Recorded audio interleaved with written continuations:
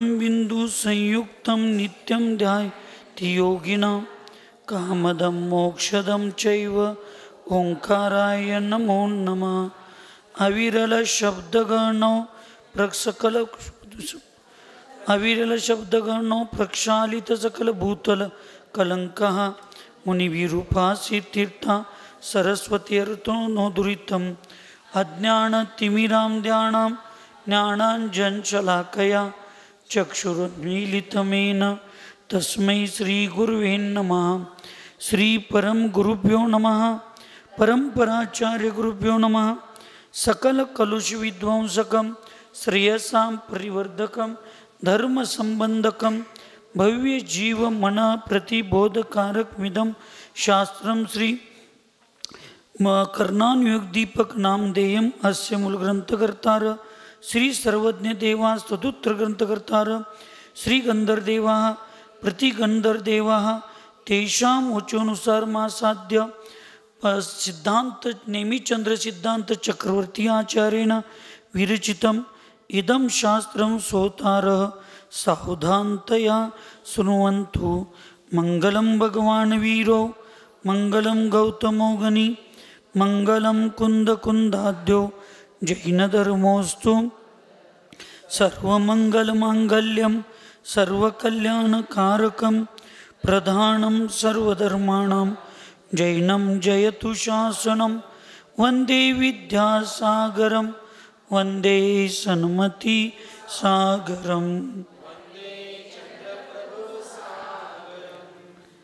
भक्त्या प्रणम्य वीरं सर्वज्ञं सर्वजन्तुहितदक्षं कर्णानुयोगदीपं कुर्वे स्वान्तस्तमो विघातार्थं।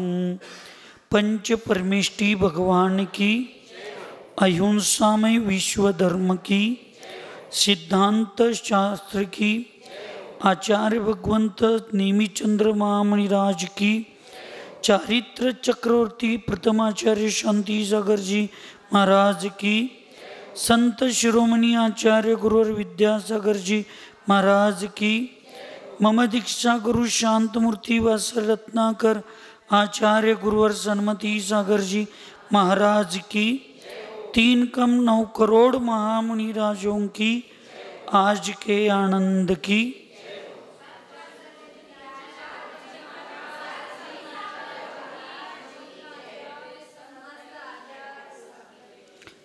आचार्य भगवंत नेमिचंद्र सिद्धांत चक्रवर्ती यांच्या ज्ञानावरण चारित्र मोनी दर्शन मोनी कर्माच्या क्षोभशमामध्ये त्यांनी लिहिलेल्या अत्यंत सुंदर अशा कर्मकांड आणि जीवकांड या ग्रंथाचा आधार घेऊन करण म्हणजे परिणाम आणि परिणामाचा अनुयोग याची दीपिका म्हणजे त्याचं फाउंडेशन बेसिक प्रकाशित करणारं हे संकलित ग्रंथ। आणि त्याच्यामध्ये मोहनीय कर्माच्या अपेक्षेनं प्रत्येक गुणस्थानामध्ये कोणते कोणते भाव असतात याची चर्चा आपली काल चालली होती।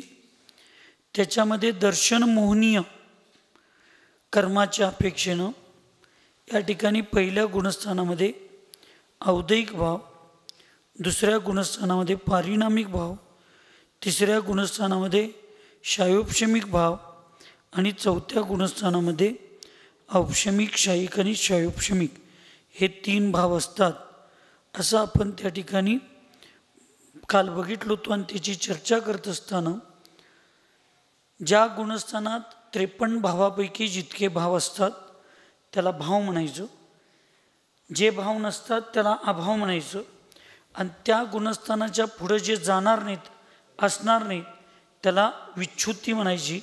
अशी काल आपली चर्चा चालू आहे। आणि त्याच्यामध्ये पहिल्या गुणस्थानामध्ये 19चा अभाव, 34चा भाव आणि 2ची विच्छुत्ती असते, जे मिथ्यात्व आणि अभव्यत्व हे पहिल्या गुणस्थानाच्या पुढं असत नाही। त्यामुळं 19चा जो अभाव आहे त्याच्यामध्ये शाईकचे 9 असणार नाहीत, औपशमिकचे 2 असणार नाहीत, आणि शायोपशमिकमध्ये सुद्धा 4 ज्ञान, त्याचबरोबर 1 चारित्र्य, दुसरं संयम आणि सम्यक्त्व, अशा पद्धतीनं 18 भाव त्या ठिकाणी औपशमिकच्या 18 पैकी त्या 8 भाव तिथं असणार नाहीत शायोपशमिकचे. अशी टोटल 19चा अभाव असतो, अशी आपली चर्चा झाली. त्यामुळं 19चा अभाव, 34चा भाव आणि 2ची विच्छुत्ती पहिल्या गुणस्थानात. दुसऱ्या गुणस्थानामध्ये पहिल्या गुणस्थानाचा अभाव व पहिल्या गुणस्थानाची विच्छुती असे मिळून 21चा अभाव, 32चा भाव आणि 3ची विच्छुत्ती. कारण 3 कुज्ञानाची विच्छुत्ती असते. दुसऱ्या गुणस्थानाच्या पुढं कुज्ञान असत नाही, आणि सम्यक ज्ञान चौथ्याच्या पुढं असतं. मग तिसऱ्यात ज्ञानरहित जीव असतो असं म्हणायचं नाही, मिश्र ज्ञान असतं. आणि या मिश्राला कशात गुणलं जात नाही. नाही तर मग ज्ञानाचे भेद 11 होतील. 8 आहेत तिथे किती होतील? 11 होतील, आणि ते आगमोक्त होणारं नाही. म्हणून तिथं तसं घ्यायचं नाही. तिसऱ्या गुणस्थानामध्ये 24चा अभाव, 29चा भाव आणि 0ची विच्छुत्ती. इथंपर्यंत आपलं काल झालेलं होतं. आज सम्यक्त्व. जो सम्यक्त्व जिनधर्माचा मूळ पाया आहे, मोक्षमार्गाचा मूळ पाया आहे. याच्याशिवाय जगात सगळं व्यर्थ आहे. कितीही चारित्र्याचे 0 लावा, अंकाशिवाय शून्याची किंमत, 1 अंक आला की 10 पटीनं शून्याची किंमत वाढत जाते. सम्यक दर्शन म्हणजे अंक आहे. आणि चारित्र्याचं जे आचरण आहे, 1 व्रत घेतला 1 0 10, दुसरं व्रत घेतला डायरेक्ट 100, तिसरं एखादं व्रत घेतला डायरेक्ट 1000. मग हे व्रत आहेत, हे शून्याचं काम करत जातात. आणि सम्यक्त्व जे आहे ते अंकाचं काम करतं. त्या पहिल्या अंकाशिवाय किती 0 लावा, त्या शून्याची किंमत 0च आहे. मोक्षमार्गाच्या अपेक्षेनं सांगायला लागलो. तसं बिना सम्यक्त्वाचं किती आचरण करूया, आम्ही मुनी महाराज होऊन आणि तुम्ही श्रावक होऊन, पुण्य बंद होईल. जो पुण्य संसाराच्या परिभ्रमणाला आणि संसार सुखाला निमित्त ठरेल, पंचेंद्रिय सुखाला, पण त्याचा मोक्ष मार्गासाठी त्याची किंमत किती आहे? 0.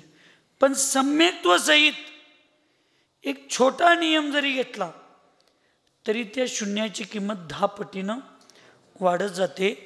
म्हणून जो अंक आहे सुरुवातीचा,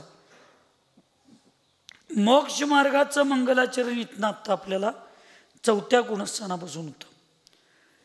4थ्या गुणस्थानातला जीव फक्त मोक्ष मार्गी नाही, मोक्षाच्या दिशेनं चेहरा केलेला आहे. मार्ग हा 5व्या गुणस्थानापासून, प्रतिमेपासून, व्रतांच्या पासूनच चालू होतो. फक्त तुम्हाला दिशा मिळाली म्हणून त्याला अपेक्षेनं काही ठिकाणी मार्ग म्हटलेला आहे. मार्ग हा चालायला चालू झाल्याशिवाय सुरू. मार्गी कुणाला म्हणायचं? आता व्याकरण शिकले ते सगळे दीदी लोक, व्याकरण येते तुम्हाला सगळ्यांना. मार्ग म्हणजे रस्ता, मार्गी म्हणजे कुणाला? चालणारा. चालायची सुरुवातच व्रताशिवाय होते का? मग व्रताची सुरुवात कुठनं आहे? पंचम गुणस्थान, प्रतिमेपासून. म्हणून प्रतिमा जिथून चालू होते आणि ते सम्यक दर्शन सहित प्रतिमा असतील तर तोच मोक्षमार्गी सुरुवात. मग प्रतिमावाले चाला लागलेत, दीक्षा घेतलेले साधू जरा स्पीडमध्ये चाला लागलेत आणि 8व्या गुणस्थानापासून श्रेणी चढणारे साधू पळा लागलेत. एवढाच त्याच्यामध्ये फरक आहे. म्हणजे प्रत्येकजण कधी ना कधी तर फक्त पळणारा जरा लवकर जाणार आहे, फास्ट चालणारा जरा मीडियम, आणि मग चालणारा लेट का होईना पोचणार याची गॅरंटी आहे. म्हणून 4थं गुणस्थानी दिशा फिक्स झाली आपली. काय फिक्स झाली? आता चेहरा माझ्या त्या दिशेला वळला म्हणजे चालला नाही. आणि आचार्यांनी ह्या विषयावर इतकं भर दिलं. आणि 4थ्या गुणस्थानात मोक्ष मार्ग आहे आणि 4थ्या गुणस्थानामध्ये सुद्धा सगळे आत्मानुभूती, आत्मानंद हे सगळं होतो याचा निषेध करणारे ह्या वर्तमान अवस्थेत म्हणजे कालामध्ये त्याचं विश्लेषण करणारे आचार्यश्री ह्याच्यात पहिले. शांतीसागर महाराजांचा सुद्धा आचार्यश्रींचा थोडामध्ये गोंधळ झाला होता संजय शब्दाचा. ते मी परवा विभूतींनी आणून दाखवले आणि सांगितलो. पण ते शेवटाला समाधीच्या अगोदर त्यांच्या लक्षात आल्यानंतर ती सुधारणा करण्याची सूचना त्यांनी देऊन गेले. म्हणून सम्यक दृष्टींनी धर्मात्मा एवढीच स्वतःबद्दलची व्याख्या निश्चित करावी. मोक्ष मार्गी ही व्याख्या प्रतिमा घेतल्याशिवाय सुरुवात होत नाही. म्हणून पुढे इथं आता 4था गुणस्थान बघायचं आहे. 17चा अभाव, 36चा भाव, 6ची विच्युती. आता 3ऱ्या गुणस्थानात तर 24चा अभाव होता. मग खाली किमान 24 तर पाहिजे होतं. मग परत 17 झाले. मग अभावात काय झाले? कमी झाले. मग अभावात कमी झाले तर भावामध्ये काय व्हायला पाहिजेत? भाव आणि अभाव मिळून 53 व्हायला पाहिजेत. एवढं लक्षात ठेवायचं. मग इथं 17चा भाव आहे, अभाव आहे, तर मग 53 मधनं 17 गेले, राहिले किती? 36. 36चा भाव. मग आता 24 आणि 17 7 कमी झाले. आता म्हणजे 7 अभावातले कुठे गेले? भावामध्ये गेले. कुठले कुठले गेले? मग औपशमिक सम्यक्त्व पहिलं कुठले गेलं? स्मृतिज्ञान, श्रुतज्ञान, अवधिज्ञान हे 3. परत शायिक सम्यक्त्व हे झाले 3. आणि तुमचं अवधी दर्शन, कुठलं? अवधी दर्शन. असे 6 वाढले ना? 7. आणि कुठलं वाटलं बरं? शायिक औपशमिक मधलं 1, शायिक मधलं 1, शायोपशमिक सम्यक्त्व. औपशमिकचे 1 घेतला, शायिकचं 1 घेतला, 2 झालं. आणि शायोपशमिकचं 1 सम्यक्त्व, 3 ज्ञान आणि 1 दर्शन, 7 वाढलं. ते अभावातनं कुठे गेले? भावामध्ये गेले. म्हणून 17चा अभाव, 36चा भाव, 6ची विच्युती. आता कुठल्या 4थ्याच्या पुढे कुठले 6 नसणार? 2 गती नसणार. कुठली? मनुष्यगती, देवगती आणि नरगती. 2 गती नसणार. पुढं कृष्ण, नील, कापोत ह्या 3 लेश्या नसणार. आणि 1 कुठलं? असंयम. गुणस्थान किती आहे त्याचं? 1 ते 4. असे 6ची विच्युती 4थ्या गुणस्थानामध्ये झाली. बघा, 4थ्या गुणस्थानापर्यंतच्या जीवाची कृष्णलेशा असते, फक्त ती मंद असते. आणि पहिल्या गुणस्थानातल्या जीवाची तीव्र असते, पण ती पण प्रत्येक समयाला तीव्रच असते असं घ्यायचं नाही. म्हणून जे जे मोक्ष मार्गाला बाधक आहे त्या सगळ्या व्यवस्था चौथ्या गुणस्थानात, एक मिथ्यात्व सोडलं तर सगळ्या गोष्टी तिथं आहेत. तरी पण आम्ही लोक चौथ्या गुणस्थानामध्ये सम्यक्त्व प्राप्त झालं, सगळ्यात महत्त्वाची वस्तू आम्हाला प्राप्त झाली, पण सगळं प्राप्त झालं नाही. पण आपल्याला सगळं प्राप्त झाल्यागतच वाटतंय आणि आपण दुसऱ्यांच्याकडे बघताना मानसिकतेनं विकृत होऊन, वास्तविक सम्यक्त्व प्राप्त झाल्यावर मानसिक शुद्धी व्हायला पाहिजे काय अशुद्धी व्हायला पाहिजे?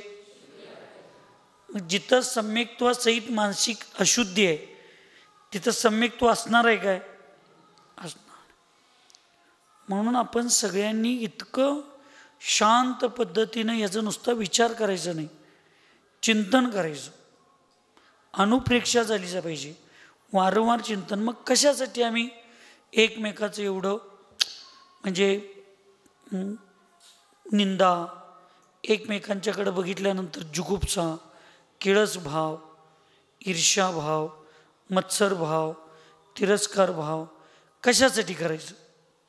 कारण काय?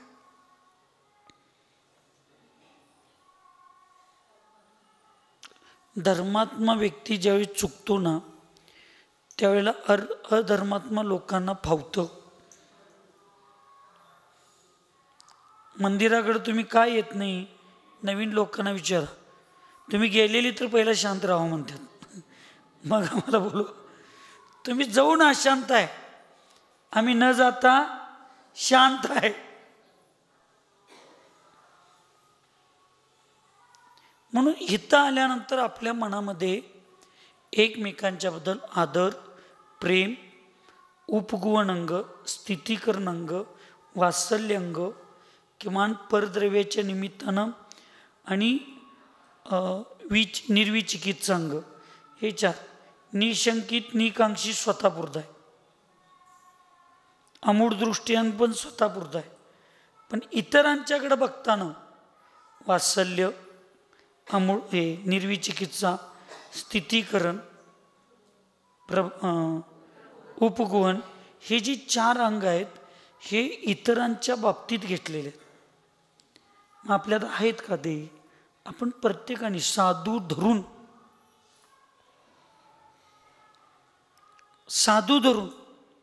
एक साध्या साध्या गोष्टी असतात. जी व्यक्ती 25-30 वर्ष माझ्याबरोबर राहू शकते आणि मला गुरुच देवच मानू शकते, देव, ती व्यक्ती 35 वर्षापूर्वीच्या एखाद्या घटनेला संदर्भ देऊन जर वर्तमानमध्ये त्या गोष्टीचा उहापोह करत असेल तर दोन गोष्टी नक्की आहेत. एक तर ही गोष्ट असत्य आहे. चंद्रपूर सागर महाराजांच्या बाबतीत जी चर्चा चालू आहे ती चर्चा कशी आहे? असत्य. आणि सत्य जरी असली तर सांगणारा व्यक्ती असत्य माणसाला 35 वर्ष स्वीकारलाय म्हणजे त्याचा काहीतरी स्वार्थ आहे आणि तो स्वार्थ पूर्ण झाला नाही म्हणून आज त्या व्यक्तीबद्दल बोलतो. म्हणजे हीच व्यक्ती असत्य आहे तर 35 वर्षाच्या मागली गोष्ट कुठली सत्य स्वीकारायची? सांगणाराच अप्रामाणिक ज्यावेळी असतो. म्हणून घडलेली घटना प्रामाणिक पाय अप्रामाणिक. चंद्रपूर सागर महाराजजी 35 वर्षापूर्वी असं वागलेत काय नाही वागलेत ह्या गोष्टीचं लय उहापोह करण्यापेक्षा सांगणाऱ्या व्यक्ती अप्रामाणिक आहे एवढी एक गोष्ट सिद्ध झाली की परत त्याच्या सगळ्या 100 गोष्टी आपोआप चुकीच्या ती सिद्ध होते. कायद्याच्या दृष्टिकोनातनं जाणं फार गरजेचं आहे. म्हणून सम्यक्त्वामध्ये मिथ्यादृष्टी असंयमी जीवाच्या चुकीला झाकून त्याचं स्थितीकरण करून वात्सल्याअंगानं उपगुणांगानं त्याला धर्मामध्ये स्थिर करण्याची भूमिका जर एक असंयमी जीवाबाबतीत सम्यक्त्वामध्ये सांगितले असेल तर एका साधूंच्या बद्दल आपण किती बोलावं, एखाद्या प्रतिमाधारींच्या बाबतीत आपण किती बोलावं, त्याचा किती विषय उहापोह करावा. आणि अन्य करत असताना जो बाप मला 40 वर्ष चांगला वाटतो आणि वाटणी झाल्यावर मला पाहिजे ती वस्तू दिला नाही म्हणून तो बाप चुकीचा आहे हे 40 वर्षानंतर मला कळतं, हे किती माझ्यासारख्या पुत्रस्थानावर दुर्भाग्याची गोष्ट असते. किती दुर्भाग्याची गोष्ट. ह्याच्यात वात्सल्याअंग नाही, ह्याच्यामध्ये उपगुणांग नाही. त्यामुळं ती घटना बरोबर चुका कुठल्याही गोष्टी आपण काय करतोय सांगा, वेळ बघितल्यावर मागलं सगळं काढत बसतोय. कसं शक्य आहे? सम्यक दृष्टी जीव मुनी महाराज असू देत, श्रावक असू देत, कुणी असू देत, सम्यक दृष्टी जीवाला फार मागल्या गोष्टींची चर्चा करणारा सम्यक दृष्टी असू शकत नाही. एकदा त्याच्या अनंतानुबंधीचा उदय झाला तर त्याचं सम्यक तो सुटतंय. असंयम गुणस्थान फक्त 4थ्यापर्यंत आहे. 4थ्याच्या पुढं सगळं संयमाची चर्चा आहे. आणि संयमी लोकांची चर्चा ही संयमाच्या भूमिकेत असली पाहिजे, संयमाच्या व्यवस्थेत असली पाहिजे. ही जोपर्यंत तुम्हाला आम्हाला कळणार नाही तोपर्यंत मग आम्ही आणि तुम्ही सुद्धा द्रव्य संयमी होऊ, भाव संयमी कधी होणार नाही. म्हणून आपल्यापेक्षा बारक्यांच्या चुका झाकून ठेवायला सांगितल्या, आपल्यापेक्षा मोठ्यांच्या तर चुका काढायचा आपल्याला अधिकार नाहीच नाही. आणि चुका नसताना चूक म्हणून सांगितलं तर अवर्णवाद. ऐकायला काय झोपाला आहे?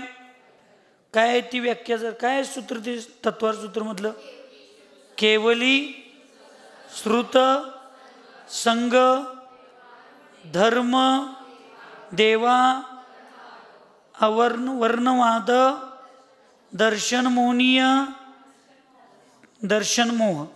दर्शन मोह कर्माला निमित्त, बंधाला निमित्त काय आहे? परत एकदा, केवली श्रुत केवली संग धर्म देव. देवाचं देव ठेवायचं, अ काढायचं, त्या वर्णमध्ये अ लावायचं. अवर्ण, अवर्ण म्हणजे नसलेल्या दोषांना लावणं. अवर्ण हे दर्शन मुनी कर्माच्या बंधाला निमित्त, आश्रवाला निमित्त आहे. दर्शन मुनीच्या प्रकृती किती आहेत? 3.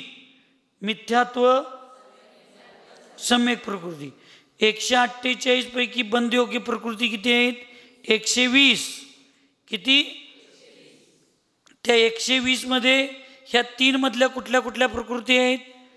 फक्त एक मिथ्यात्व. म्हणजे केवलींच्या वचनावर, संघावर, धर्मावर, जिनवानीवर, संघावर आणि चतुर्गती निकाय देवांच्यावर सुद्धा जे दुर्गुण, जे दोष नाहीत, त्या दोषाचं मी ज्या वेळेला आरोपण करतो त्यावेळेला मला दर्शन मोहनीचा बंध होतो. दर्शन मोहनीमध्ये कशाचा बंध होतो? मिथ्यात्वाचा. मिथ्यात्वाचा बंध कुठल्या गुणस्थानात होतो? मिथ्यात्वात. म्हणजे मी अरुणाताई तुमच्यावर ज्या वेळेला एखादा चुकीचा आरोप लावतो ते तो आरोप तुमचा सिद्ध होईल नाही होईल याच्याशी फार मोठा संबंध नाही.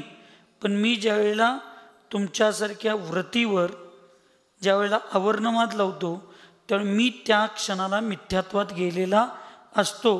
ह्याच्याएवढी मला शिक्षा, ह्याच्यापेक्षा माझी शिक्षा दुसरी काय मोठी असणार आहे? मी तुमच्यावर केलेल्या आरोपाचं शिक्षा तुम्हाला मिळेल नाही मिळेल ही काय आहे, भजनी आहे. पण तुमच्या निमित्तानं मी केलेले जे परिणाम आहेत खोटे, त्याची शिक्षा मला भोगा लागलोय. आणि सगळ्यात मोठी शिक्षा, फाशीची शिक्षेपेक्षाही सगळ्यात मोठी शिक्षा मिथ्यात्वाची. लक्षात ठेवा. कारण तिथून प्रत्येक गोष्टीचा बंध अनंतानुबंधीचा बंध होतो. कशासाठी? आणि आज हे सगळं जे आम्ही परिवारामध्ये एकमेकांच्यावर लांछन लावतो, समाजामध्ये एकमेकांच्यावर लांछन लावतो नसलेल्या दुर्गुणांचं, धर्मामध्ये लावतो, संघामध्ये लावतो, परिवारात लावतो, ह्याचं कारण काय आहे? दोनच गोष्टी, जड जुरू जमीन.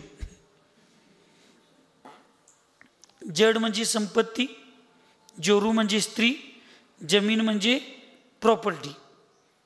एवढ्यासाठीच. आणि साधू कशासाठी लावतात? फक्त लोकेशना आणि वित्तेषणा.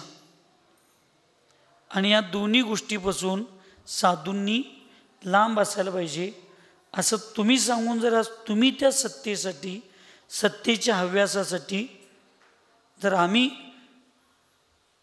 चुकीचं बोलत असेल तर मला सांगा, मिथ्यात्वाचा बंद होणार की नाही? आम्ही असंयमात येणार की नाही? आणि ती शिक्षा फार मोठी आहे. म्हणून मी तुम्हाला सगळ्यांना, मला याच्यातनं एवढंच सांगायचं आहे, 2 मिनिटाच्या मानसिक समाधानासाठी. किती मिनिटाचं? 2 मिनिटाच्या मानसिक समाधानासाठी. त्या असत्याच्या प्रभावाने नव्हे, वर्तमानमध्ये तुमच्या पुण्याचा उदय आहे म्हणून असत्य सुद्धा तुमचं काही लोक सत्य माना लागली.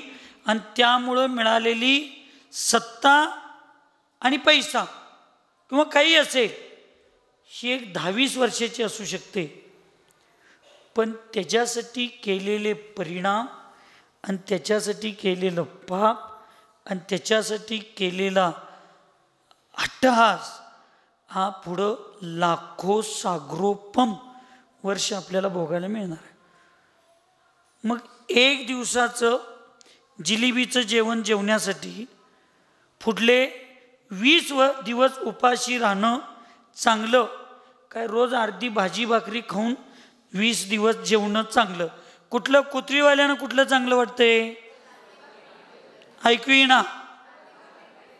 20 दिवस मी तुम्हाला फक्त एकच भाकरी देणार आहे. किती तुमची 4 भाकरीची भूक असू दे, मी किती भाकरी देणार आहे? एकच भाकरी देणार आहे. तुमच्याकडं 20 दिवस एक भाकरी, एक भाजी, एक भाकरी खायचं तुमच्याकडे एक संधी आहे. आणि एकीकडं पंचपक्वानाचं ताट आहे, पण ते आज जेवला की परत 20 दिवस तुम्हाला काही मिळणार नाही.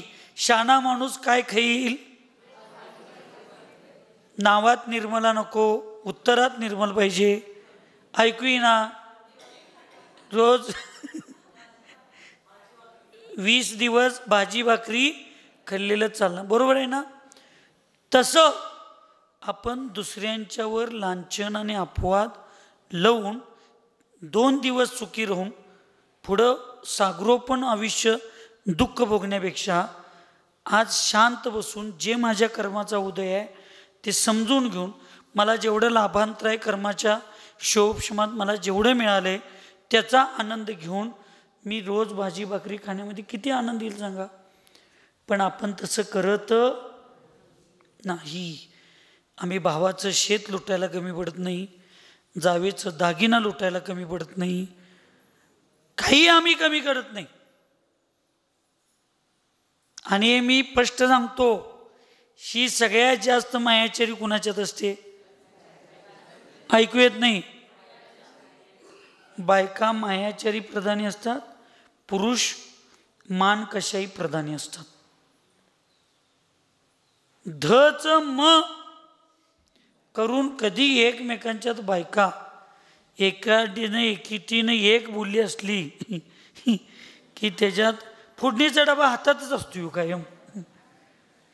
स्वयंपाकघरात गेल्यावर हातात, स्वयंपाकघराच्या बाहेर पडलं की तोंडात, पण फोडणीचा डबा काय आम्ही सोडणार नाही. सोडू नका तुम्ही. आज निदान मनुष्य म्हणून स्त्री पर्याय तर जन्मलाय. हा फोडणीचा डवपर्यंत तुमच्या तोंडातला डबा संपणार नाही, तोपर्यंत तुमची पुढली पर्यायातली स्त्रियांची अवस्था कोणीही बदलू शकणार नाही. हे समजावून येणारे हे चौथं गुणस्थान आहे. आणि जो या चौथ्या गुणस्थानात जाऊन चौथ्या गुणस्थानाच्या योग्य परिणाम करून जगतो, तो श्रावक सुद्धा चौथ्या गुणस्थानाच्या परिणामात जगतो आणि चौथ्या गुणस्थानाच्या परिणामात मरतो. ऐकलंय? आयुष्यभर कसं जगतो? चौथ्या गुणस्थानाच्या परिणामात जगतो आणि मरताना सुद्धा चौथ्या गुणस्थानाच्या परिणामात मरतो. तो भविष्यात स्त्री कधी होत, नपुंसक कधी होत, एकेंद्रिय, दोन इंद्रिय, तीन इंद्रिय, चतुरेंद्रिय, असंज्ञी, पंचेंद्रिय कधी होत नाही. एवढं या चौथ्या गुणस्थानाचं महत्व आहे. आणि परत इथं येऊन आम्ही पहिल्या गुणस्थानासारखं जर वागायला लागलो, उदाहरण अध्यात्मासाठी समजावून घ्यायचं, संसारात त्याचा उपयोग करायचा नाही. एक गाव होतं. गाव कोणतं? कोथळी. आणि कोथळीचा राजा इतका धार्मिक, चांगला, अत्यंत सुंदर होता. त्या राजाला एकुलतं एक पोरगं होतं, राजकुमार. आणि त्याचं लग्नाचं वय झालं. एक दिवस तो फिरायला गेला आणि फिरायला जात असताना एका ठिकाणी गर्दी दिसली. त्या गर्दीच्या ठिकाणी तो गेला.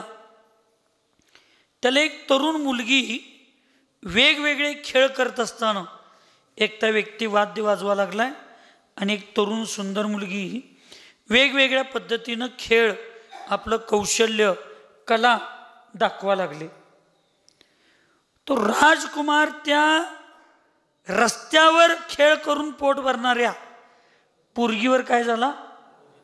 मोहित झाला आणि आपल्या बलाच्या ताकदीवर तिला पळवून नेला. राजमहलात आणला. तिला चांगल्या सुख सुईमध्ये ठेवला. पुरी काय, बासुंदी काय, जिलेबी काय, तोंडाला पाणी सोडू नका, ही गोष्टीतली चर्चा चालू आहे. असं सगळं कसं संसार केला मला आश्चर्य वाटतंय. लोणच्यात साखर असते हे सुद्धा तुम्हाला कळत नाही. कसं परपंच आहे तुमचा म्हणायचा. मी काय नाव कोणाचं घेतलोय काय? जनरली जा, मी काय तर चोरून बोलतोय आणि तुम्ही सगळ्यांच्या पुढे कबूल करताय. मी म्हणलो कोणाचं नाव घेतलोय? मी फक्त एवढंच म्हणलो, लोणच्यामध्ये सुद्धा साखर आणि गूळ घातल्याशिवाय लोणचं चांगलं होतं हे तुम्हाला 50 वर्षात कळलं नाही. म्हटलं आता मी काय करावं? तुमच्यापेक्षा मी पुरुष बरा, स्वयंपाक न करता वासावर ओळखतोय काय आहे ते. असं सगळे पदार्थ पंचपक्वान त्या ठिकाणी तिला जेवायला दिलं. ती जेवणच काय खाईनाच. 1 दिवस झालं, 2 दिवस झालं, 3 दिवस झालं. लोणच्याचा विषय संपलाय. आता त्या पोरगीचा विषय चालू आहे. आणि 4 दिवस झाले ती जेवणच. ती जेवली नाही म्हणल्यावर तिचं शरीर कसं व्हायलं? कृश. तिचं सौंदर्य कमी. ती पोरगी जेवणा म्हणून राजकुमार पण जेवणा. त्या राजकुमाराची अवस्था बघून राजाला टेन्शन. आणि तो त्या मंत्र्यांना विचारला असं का? मग घडलेली घटना सांगितला. मग त्याच्यावर उपाय काय? सगळीजण सगळ्या पद्धतीनं त्या पोरगीला समजावून सांगितलं. ती जेवायला तयार नाही.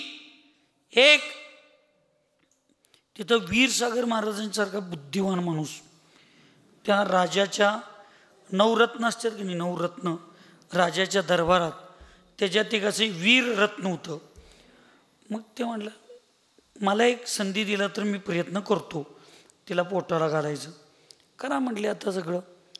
त्या राजकुमारीला कोण जेवायला घालन त्याला बक्षिसाची काय मला इच्छा नाही करत, त्या पोरगीच्या आयुष्याची काळजी आहे. असं तो वीररत्न विचार केला आणि मला फक्त 2 दिवस वेळ द्या म्हटला. किती दिवस? 2 दिवस दिले म्हटलं. 2 दिवसानंतर तो ताटलीमध्ये जेवण घेतला, त्याच्यावर कापड झाकला आणि त्या मुलगीच्या पुढं नेऊन नुसता ठेवला. एक शब्द काय बोलला नाही. काय केला? एक शब्द काय बोलला नाही, नुसता पुढं ठेवून ठेवला आणि ते कापड काढला. कापड काढलेलं बघितल्याबरोबर ती पोरगी अशी तुटून त्या जेवणावर पडली. ती असं पोट भरून खाल्ली आणि मोठ्याने एक डरकाळी दिली. कशी? ते महाभारतामध्ये हिडिंबा ती बोरं खाल्लेले दावल्यात की भीमाबरोबर स्पर्धा करून राक्षसीन, तसं ती जिवली. सगळ्यांना आश्चर्य वाटलं. सगळेजण म्हणले काय केलास तू? त्यावेळी सांगितली ह्या मुलगीला तुम्ही कधी पुरी बासुंदी जेवण घातला तर ती खाणार?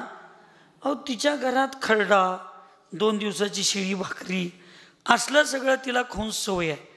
ती इथं आल्यानंतर तुमचं जेवण ती करू शकणार नाही. त्यावेळेला त्या राजकुमाराच्या लक्षात आलं आपले विचार कुठं आणि त्यांचे विचार कुठं. त्यानं नेऊन तिला सोडून आला. उदाहरणात मी अध्यात्म गटवायचं सांगायला लागलो. आमची अवस्था त्या खेळ करणाऱ्या पोरगीगत झाल्या. कायम आम्ही मिथ्यात्वात राहून असंयमी लोकांच्यात राहून राग द्वेष ईर्ष्या मत्सर ह्या सगळ्यांच्यात राहिलो. कधी तर आम्हाला रस्त्यानं जाता जाता सहज फिरत असताना आचार्य विद्यासागर महाराजांच्या सारखा एक राजकुमार आमच्यासारख्या रस्त्यावर नाचून पोट भरून भीक मागून खाणाऱ्याकडे बघितला. तो तिथं मोहित होता. राजकुमार हा फक्त आध्यात्मिक भावनेनं आम्हाला ओळखला आणि आम्हाला सगळ्यांना उपदेश देऊन त्यानं 4थ्या गुणस्थानाच्या राजमहलात आणून आमच्यापाशी ठेवला आणि आमच्यापुढं अष्टांग सम्यक दर्शनाचे पंचपक्वान व अष्टपक्वान, निशंकित, निकांक्षित, निर्विचिकित्सा असं 8 प्रकारचे पक्वान आमच्या पुढं आणले. खा बाबा खा, तुझं कल्याण होईल. आता तू रस्त्यावर नाचायची गरज नाही, आता तू ह्या राजमहलाची राणी होणार आहेस, खा. आम्ही नाही खाल्लो तर हे पाप कोणाचं आहे सांगा? आमच्या पापकर्माचं उदय, आमच्या पापकर्माचं उदय. म्हणून आम्हाला सम्यक तो प्राप्त झाल्यावर पण आमच्यातले जर ही अवस्था जर सुटत नसेल, कृष्णलेशा, नीललेशा, कापोतलेशा ह्या मंद होणार नसतील तर मग आमचं 4थ्या गुणस्थानाचा फायदा काय? आणि असणार तर काय मी त्या गुणस्थानात? म्हणायसाठी असेन, द्रव्य रूपानं असेन, भाव रूपानं आम्ही असणार आहे का? असणार नाही. साधूंनी 48 मिनिटापेक्षा जास्त कुणाबद्दलही द्वेष ठेवायचा नसतो, राग पण ठेवायचा नसतो, स्नेह पण किमान द्वेष तर ठेवायचा नाही. साधुत्व संपतंय. प्रतिमाधारी व्रती लोकांनी 15 दिवसापेक्षा जास्त कुणाच्याबद्दल तिरस्कार ठेवायचा नसतो आणि श्रावकांनी, चतुर्थ गुणस्थानवाल्यांनी 6 महिन्यापेक्षा जास्त कुठलीही व्यवस्था कशायांची ठेवायची नसते. ईर्ष्या द्वेष मत्सर. जैन धर्म इतका पवित्र आहे, जैन धर्म इतका असं ॲक्युरेट केलेला आहे. तुम्हाला आम्हाला फक्त आता तुम्ही कोथरीवाले जरा स्वाध्यायी शानी ऐसा म्हणून तुम्हाला माहीत असेल, पण जनरली सगळ्यांना फक्त भाद्रपद महिन्यातला तेवढे एकच दशलक्षण माहिती आहे, एकच दशलक्षण माहिती आहे. पण जैन धर्मात कितीदा दशलक्षण असते? 3 वेळा.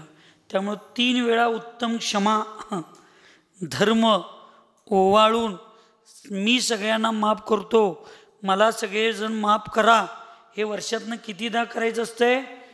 म्हणजे तुमचं सम्यक्त्व काय राहते? सुरक्षित राहते.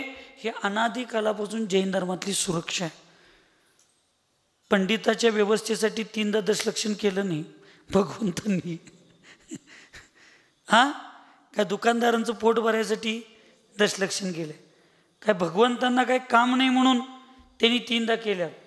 त्यांनी एक मोकळ्यात म्हणून तुम्हाला काम लावायसाठी 3दा केल्यात काय? नाही. 6 महिन्याच्या आत जर मी सगळ्या जीवांची क्षमा मागितलो नाही आणि सगळ्या जीवांना क्षमा केलो नाही तर माझं सम्यक्त्व सुरक्षित राहतं नाही.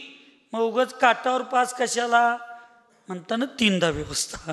4-4 महिन्यातनं एकदा तुम्ही क्षमा मागा, जगाला क्षमा करा, वृत्ती व्हा अथवा न व्हा, पण तुमचं आमचं सम्यक्त्व तरी सुरक्षित राहिलं पाहिजे.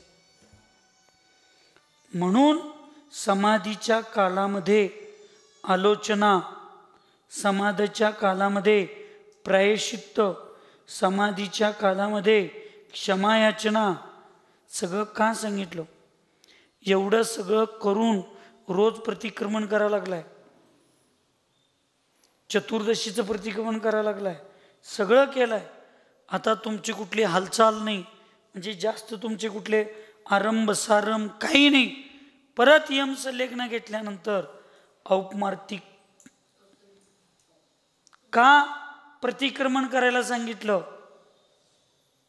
आता तुम्ही 14 दिवसाचं 15 दिवसाचं करताय, रोज सकाळचं करताय, संध्याकाळचं करताय, पण हे तुम्ही कवाचं करायला लागलाय?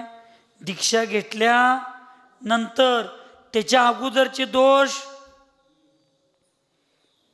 म्हणून औपमार्तिक प्रतिक्रमणामध्ये जन्म घेतल्यापासून आत्तापर्यंतच्या सगळ्या गोष्टींची भाव असतात. चतुर्दशीचंच प्रतिक्रमण असते.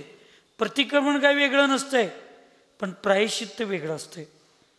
शब्द एक जास्त नाही, एक कमी नाही, पण परिणामांची विशुद्धी अपूर्व असते. म्हणजे आत्तापर्यंत जे परिणाम नव्हते ते परिणाम त्या प्रतिक्रमणामध्ये असतात. म्हणून असं म्हणायचं नाही आपण. ते प्रतिक्रमण म्हणजे कसं आहे? तुम्ही रोज आपण करतोय काय? हे जल, चंदन, अक्षत, पुष्प, चरू, दीप, धूप, फल चढवल्यासारखं आहे. मग 8 द्रव्यांनी पूजा केलीच की, मग आणि अर्घ्य द्यायची काय गरज आहे? असं चालणार आहे काय? पूजेमध्ये अर्घ्य दिल्याशिवाय पूजा होणार आहे काय पूर्ण? तसं समाधीमध्ये ह्या सगळ्या गोष्टींचं प्रतिक्रमण आलोचना करून शुद्धी करायचीच आहे. पण शेवटी यमसल्लेखनाच्या नंतर आणि ती एक प्रतिक्रमण मोठं ऐकायला लागतंय, करायला लागतंय. तिथं सगळे परिणाम व्यवस्थित करावे लागतात. ते अर्घ्य दिल्यागत आहे. अर्घ्य दिल्याशिवाय पूजा होत नाही. तसं ते प्रतिक्रमण केल्याशिवाय समाधीची विशुद्धी वाढत नाही. आणि तिथून वास्तविक कुठं तर कोपऱ्यात एखादी असंयमाचे भाव चुकून अस्थिर राहिले असतील तर ते सुद्धा तिथून निघतात. म्हणून 4थं गुणस्थान जे आहे त्या 4थ्या गुणस्थानाच्या पुढं देवगतीचा नरकगतीचा बंध होत नाही. 3 लेशा तिथं असत नाहीत. देवगती आणि नरकगती सुद्धा तिथं असत नाही. आणि त्या ठिकाणी असंयम सुद्धा असत नाही. म्हणजे आपल्याकडं जर कशाही तीव्र असतील तर आपण त्या क्षणाला ओळखायचं आमचं सम्यक्त्व अस्थिर झालेलं आहे. लगेच त्याला आम्ही जर कंट्रोलात आणलो तर ठीक. ते जर 6 महिन्यापेक्षा जास्त कशा टिकले तर समजायचं आपलं आपणच, आपलं थर्मामीटर आपणच लावायचं असतं. लक्षात ठेवा. तूच आहेस तुझ्या जीवनाचा, दुसरं कोणी नाही. म्हणून चौथ्या गुणस्थानात 17चा अभाव, 36चा भाव, 6ची विच्युत्ती. आता चौथ्या गुणस्थानात अभाव किती आहे? 17. विच्युत्ती किती आहे? 6. 17 आणि 6 किती? शाळा कितवी झाल्या?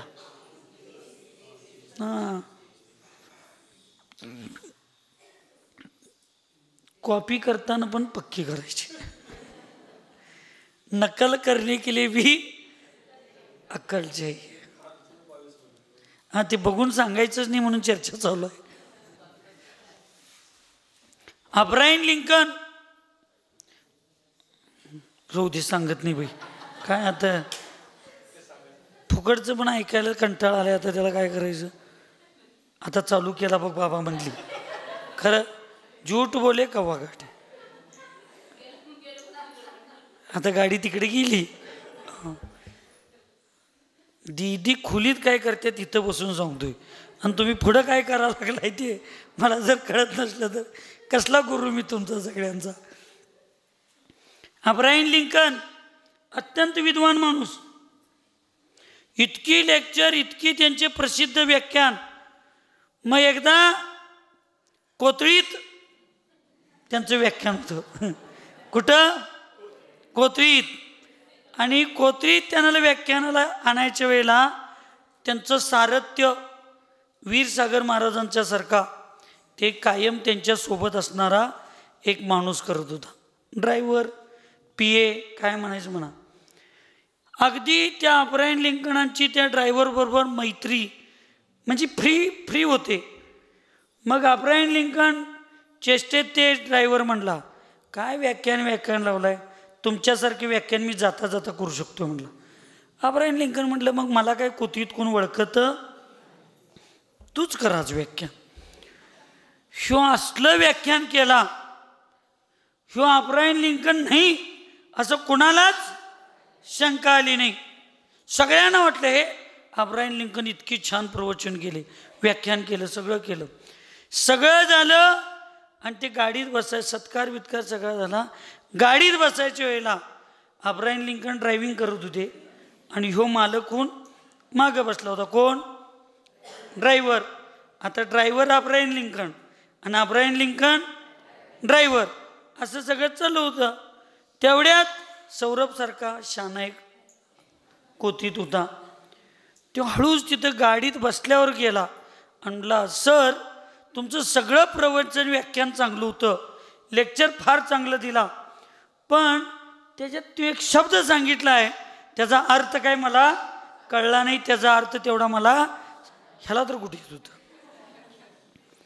शांत बसला आणि म्हटला, मूर्ख आहेस काय तू? असली साधी प्रश्न मला विचारतोस?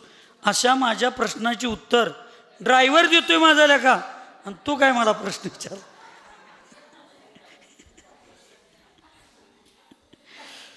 असं निदान मला ड्रायव्हर म्हणून तर ठेवा.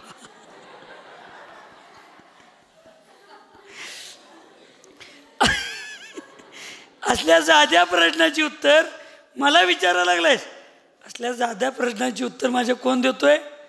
ड्रायव्हर देतोय. ड्रायव्हर विचार म्हणले.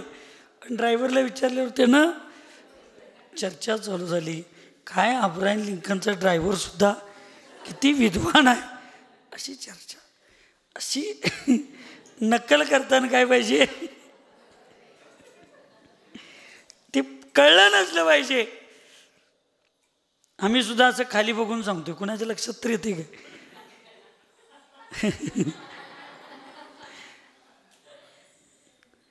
17 आणि 6 किती झाले? 23 झाले. पण इथं 22 दिले. 22 देण्याचं कारण काय? जे संयम आत्तापर्यंत अभावात होतं. कुठं होतं? अभावात होतं. कुठलं? संयम. जे अभावात होतं ते कुठे गेलं? त्यामुळं 23 मधनं 1 तिकडे गेल्यामुळे किती झालं? 22चा अभाव परत 31चा भाव दोनची विच्युती. कुठली विच्युती झाली? त्रियांची गती. आणि कारण त्रियांची गती 5व्या गुणस्थानाच्या पुढे असतं आणि संयम फक्त 5व्यातच असतं, म्हणून आलं पण गेलं पण असं 5व्या गुणस्थानात ही व्यवस्था होते. 4थं आणि 5वं गुणस्थान म्हणजे संयम जी भाव होता तो इतकी दिवस 4थ्यापर्यंत येऊपर्यंत कुठं होता? अभावात होता. आता कुठे गेला तो? भावात गेला. त्यामुळं 23 मधलं 1 गेलं. किती राहिलं? 22चा अभाव, 21चा भाव, 31चा भाव आणि 2ची विच्युती असं 5वं गुणस्थान आहे. 6व्या गुणस्थानामध्ये 22चा अभाव, 31चा भाव, 0ची विच्युती. जे 5व्या गुणस्थानात भाव होते तेच काय झाले? ऐका की जरा, ऐकायचं राहिलंच बघा. 5व्या गुणस्थानात जे भाव होते तेच भाव 6व्या गुणस्थानात आहेत असं समजायचं. आकडा बघून तुम्ही वर पण 22 बघितला, खाली पण बघितला, आम्हाला काय वाटणार? वर पण 22 आहे, खाली पण 22 आहे, विच्युतीत काही नाही. म्हणजे 5व्या गुणस्थानातलेच भाव 6व्या गुणस्थानात असतात असं नाही. 2ची विच्युती झाली, 2 कुठं आलं? मग ते अभावात आले. मग वास्तविक किती व्हायला पाहिजे? इथं 20 व्हायला पाहिजे, 20 व्हायला पाहिजे. 22चा अभाव आणि ती 2ची विच्युती किती? 24 व्हायला पाहिजे. किती व्हायला पाहिजे? 24. पण परत 22च आहे. मग इथलं अभावातला आणि 2 कुठले गेले?